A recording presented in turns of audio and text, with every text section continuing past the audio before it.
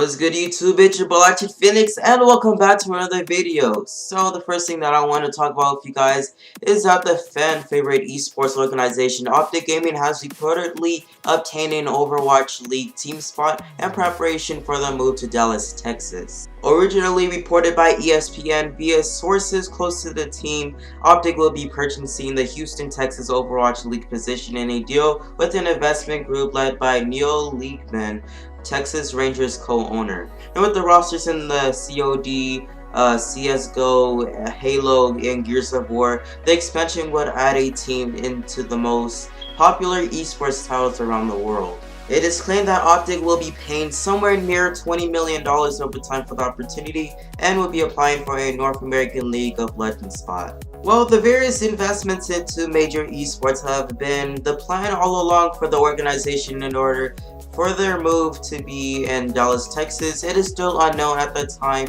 of this upload if the deals are confirmed. Many believe that an official announcement regarding the situation will debut during Vision, which is a weekly documentary series on YouTube, following on aspects of the major organization. However, no official comment from the organization has been made at this time. In other news, in an interview after DreamHack Live in Montreal, North's AWP player KGB explained why OpTic's new lineup is good for more North American teams. Also, he responded to questions about his new teammate Valde. And for those of you who don't know what North is, they're a Danish CSGO team and they're currently ranked 3rd, and they're pretty much having a really successful 2017. Now, after the event have come to a close, news website The Score Esports interviewed KGB and asked him about the tournament and how Valde is fitting into the team, and also what his opinion was on the new OpTic roster. When asked about entering Montreal fell after at their run at Malmo, KGB stated that coming second hand had become a positive experience for the team and that they felt that they had been performing really well since he was signed.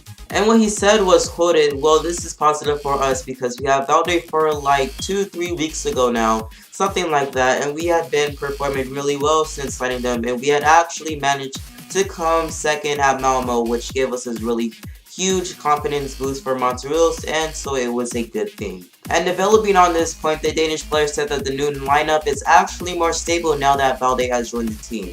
He said, quoted, "It's taken off that weight that we have been a lot more stable than we have been in the past. Valde is a really good player. He is bringing a lot of team play to the team, which we might have missed in our former lineup." KGB was then asked about his opinion on the new OpTic Gaming roster. Now, after the American-based team disbanded in August, the organization signed a full European team.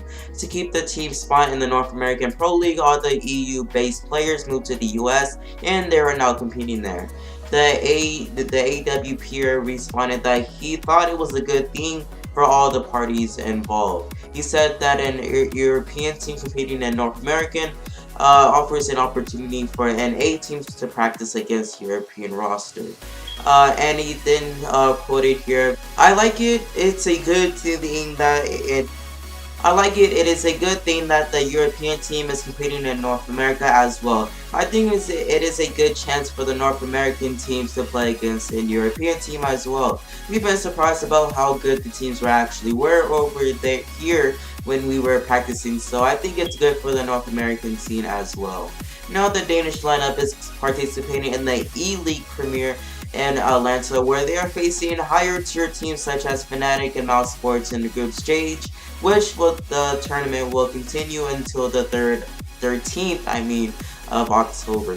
In other news, popular gaming organization FaZe has announced a new podcast featuring various members of the team. On September 11th, it was announced that they will be publishing a new FaZecast asking fans to provide them with questions prior to filming, featuring Adapt, Apex, Banks, Blaze, Rain, Tico, and Temper.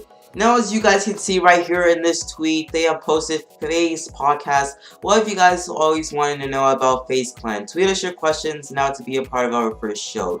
So what I'm guessing is these group of people are just, coming together, I guess like a little Q&A. So if you guys want to, ask them a few questions, then go ahead and, respond to that tweet. And no date has been given for the podcast release, along with any information regarding future structure or content. But you know, this is a new thing, so I'm expecting that they'll release some information soon. So you guys are just gonna have to, you know, wait on it. And the last story that I want to talk about with you guys is that Treyarch has hinted at a modern era setting for the next Call of Duty installment within a systems designer job posted on their official website.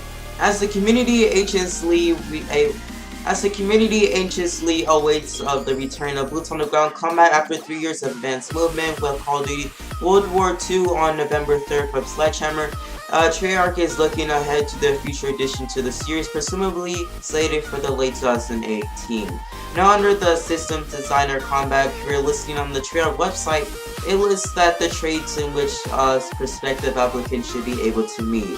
However, near the very bottom of the post, it reads that individuals will stand out if they possess a quote deep knowledge base of firearms and modern military technology, among other characteristics. And near the very bottom of the post, I actually have a screenshot right here that I'm going to be showing right now. It basically says you'll really get our attention if you have these 4 things posted on their page, and it reads combat design experience on a AAA competitive shooter, previous design experience owning entire categories of gameplay content both at the moment to moment and systems level, deep knowledge base of firearms and modern military technology.